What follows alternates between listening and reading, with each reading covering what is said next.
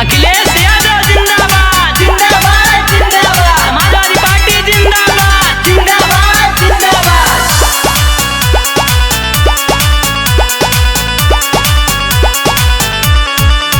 दशा बिगड़ल बटे पूरे पारे देश के, दशा बिगड़ल बटे पूरे पारे देश के, अब की सीएम बना द अखिलेश के।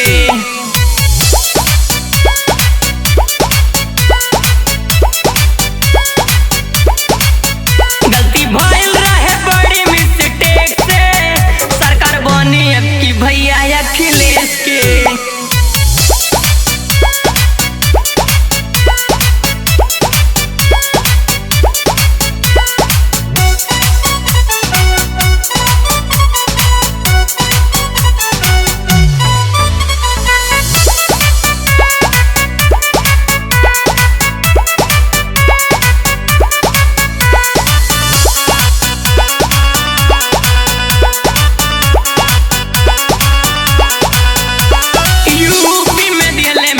ट्रेन चलवाई, कन्यादान पेंशन लैपटॉप बंटवाई, ई सब अखिलेश भैया के देन रहना।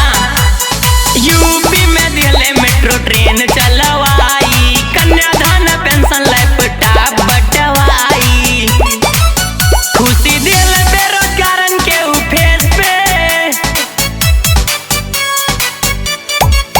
खुशी दिल बेरोजगारन के उ फेस पे, सीएम बना द अखिलेश के।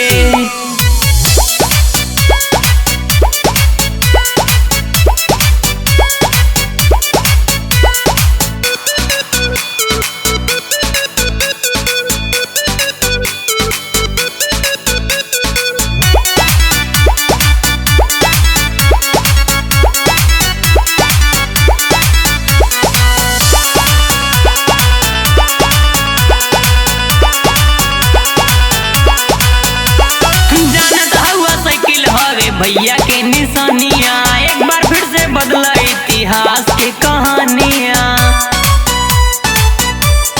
हाँ हाँ जानता हुआ साइकिल हवे भैया के निशानिया, एक बार फिर से बदला इतिहास के कहानियां। कानून लागू करिए आके गलत केस पे, कानून लागू करिए आके गलत केस पे, अब की सीएम बना द अखिलेश के।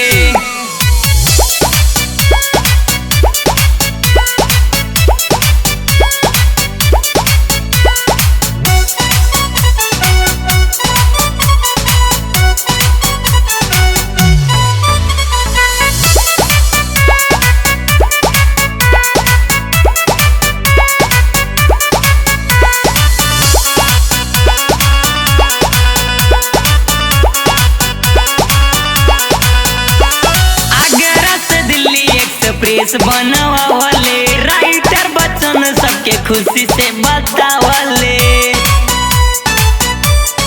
हाँ हाँ आगरा से दिल्ली एक्सप्रेस बनवाले, राइटर बच्चन सबके खुशी से बतावले।